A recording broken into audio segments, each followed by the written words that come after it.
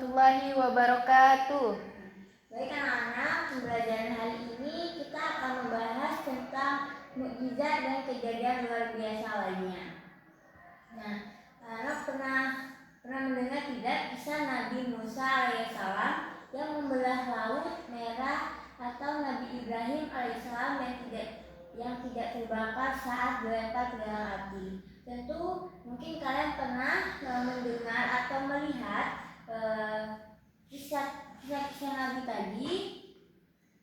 Nah, peristiwa-peristiwa tersebut bukanlah hal yang dapat dilakukan oleh manusia biasa. Semua itu karena kekuasaan Allah Subhanahu wa Ta'ala yang diberikan kepada para nabi sebagai bukti bahwa mereka benar-benar utusannya. Selain mukjizat dalam Islam, Nabi juga dikenal sebagai istilah karamah, irhas, dan ma'unah. Nah, keempat tersebut merupakan sama-sama kejadian yang luar biasa. Kali ini kita akan mempelajari pengertian, perbedaan, contoh serta hikmah dari mukjizat dan kejadian luar biasa lainnya. Nah, yang pertama itu akan membahas tentang apa itu mukjizat.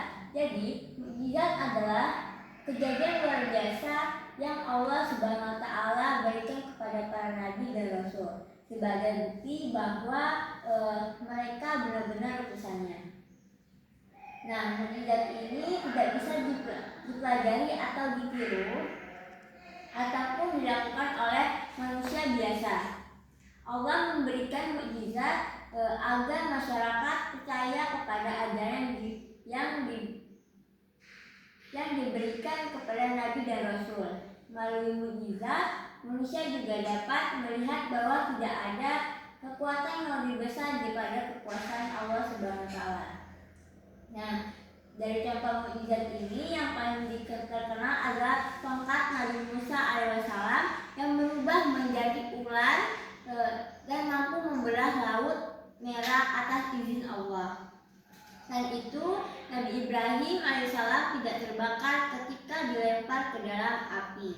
Nabi Isa dapat menyembuhkan orang sakit atas izin Allah. Nah, dan selanjutnya itu apa itu karamah? Jadi, karamah itu adalah kejadian luar biasa yang Allah berikan kepada hambanya yang soleh atau wali Allah.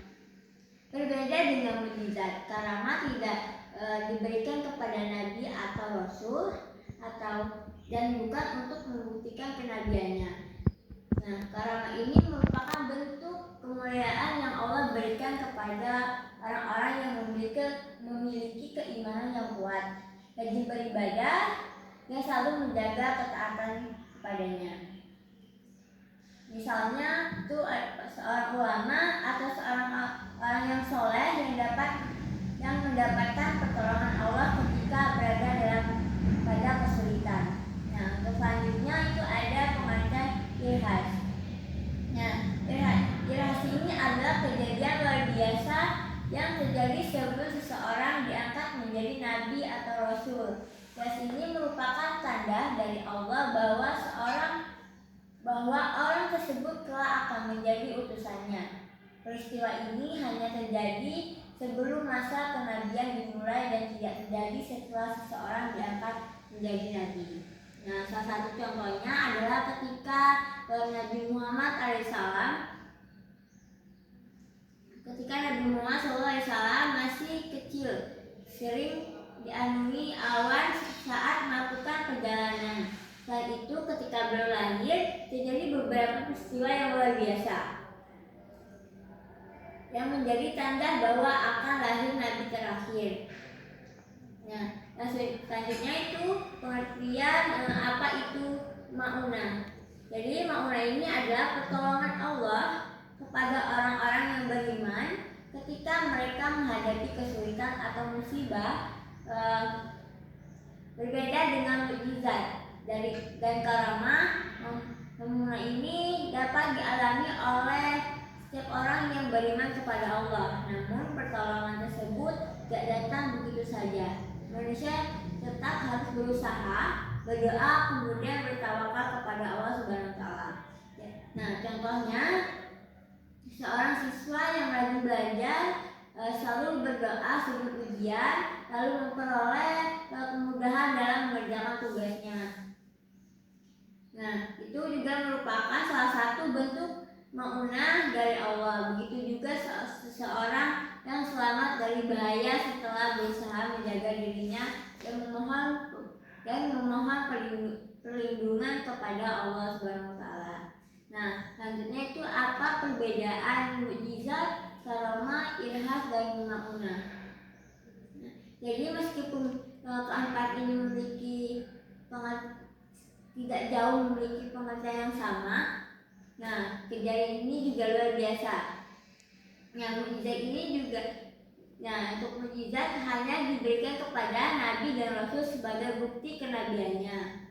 Nah, untuk karamah diberikan kepada wali atau seseorang yang soleh sebagai bentuk kemuliaan dari Allah. Nah, untuk irhas, kejadian sebelum seseorang diangkat nabi sebagai tanda akan datangnya masa kenabian. Sementara itu untuk maunah adalah pertolongan Allah yang dapat diberikan kepada setiap orang beriman ketika menghadapi kesulitan.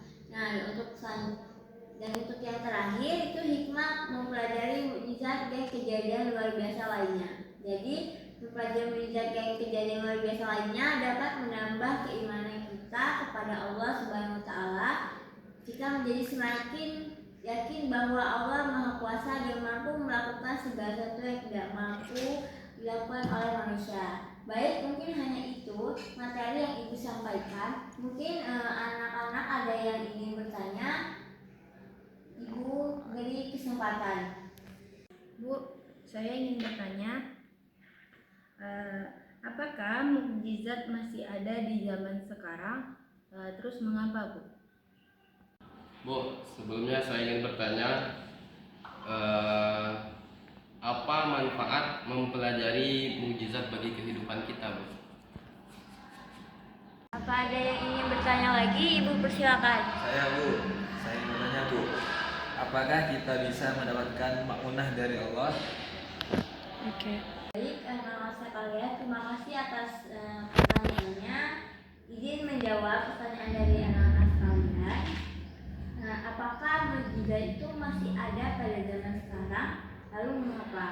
Nah, jadi mukjizat sudah tidak ada lagi pada zaman sekarang, karena mukjizat hanya diberikan Allah kepada nabi dan rasul sebagai bukti kenabian mereka. Setelah Nabi Muhammad SAW menjadi nabi terakhir, tidak ada lagi mukjizat seperti yang terjadi pada para nabi.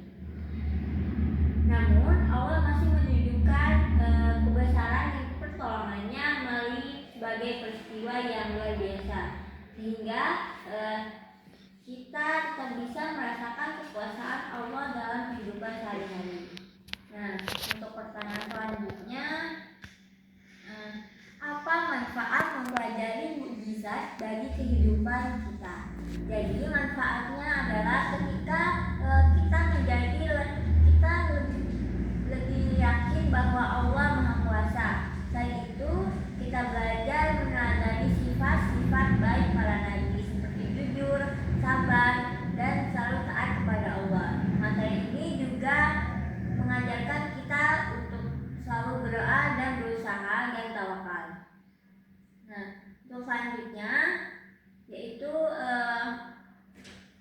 apakah kita bisa mendapatkan amanah dari Allah? Jadi jawabannya bisa. Nah, amanah ini adalah pertolongan Allah yang dapat diberikan kepada setiap orang yang beriman. Namun tidak boleh hanya menunggu pertolongan. Kita harus tetap berusaha berdoa, lalu bertawakal kepada Allah. Setelah itu Allah akan memberikan pertolongan sesuai dengan kehendaknya. Mungkin hanya itu yang Ibu bisa sampaikan untuk pertanyaan anak-anak sekalian. Mungkin ada kurangnya, Ibu mohon maaf. Kepada Allah Ibu mohon ampun.